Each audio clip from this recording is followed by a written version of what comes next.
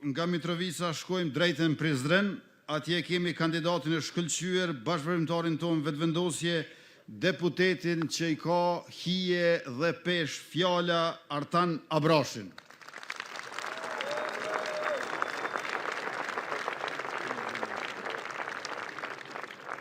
Për kryeqytetin tonë historik e kulturor na duhet një mobilizim i veçantë. Do të jetë një 4 vjeçar transformues, me vetëvendosjen në qeveri e me Artan Abrashin kryet komunës Prizrenit.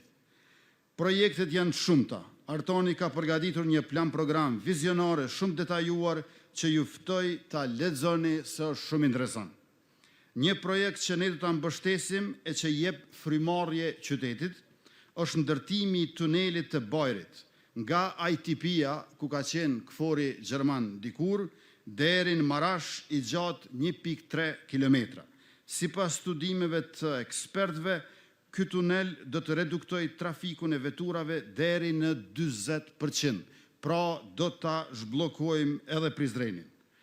Tash në vitet e 70-ta ka ekzistuar plani për këtë tunel, por Jugoslavia nuk e bëri. E merrni me mend, nuk e bën as qeveri tjera para nesh. Por ne do ta bëjmë sepse ne bashkë me kryetarin Artan Abrashi jemi misionar të ndryshimit dhe të zhvillimit, jemi shërptor të qytetit dhe të banorëve. Artan Abrashi.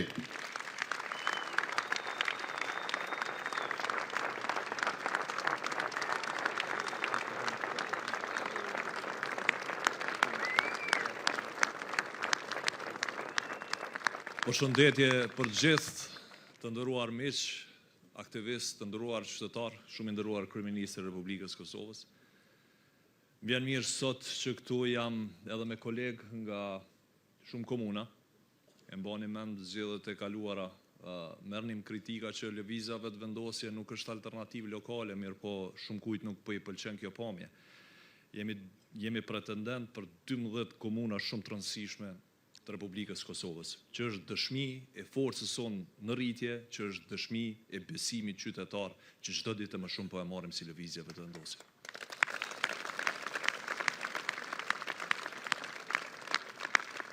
Edhe forca jonë, edhe besimi qytetarëve natyrisht se na shtohet në Prizren, në qytetin e lidhjes, në qytetin e bukur e të dashurisë.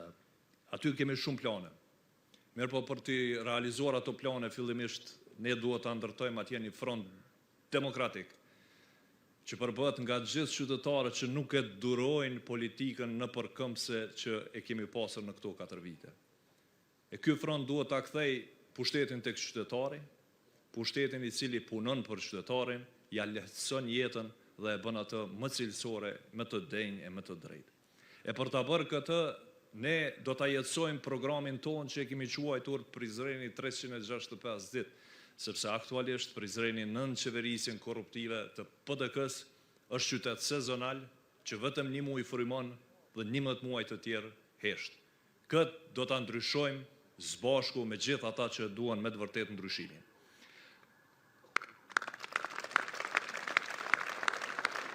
Programi jonë është programi ndryshimit, është programi i cili prek pjesët më të rëndësishme të përditshmërisë në Prizren.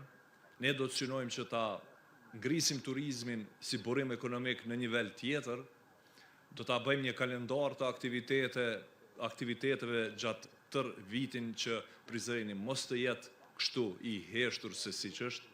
Do të investojmë në infrastrukturë pa dallim, në përlagje dhe fshatra, duke i bërë ato më të jetueshme dhe pa diskriminim siç ka ndodhur deri më tani. Do të investojmë në çerdhe që fëmijët tanë të rritën me idenë e përkujdesjes së shtetit. Do të investojmë në shumë burime tjera ekonomike e kulturore të cilat po na sjellin edhe dobi në komunën tonë.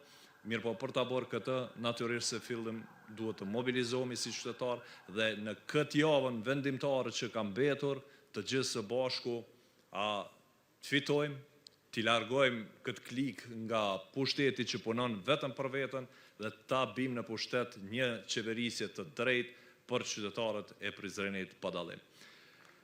I ftoj gjithë qytetarët që këtë javë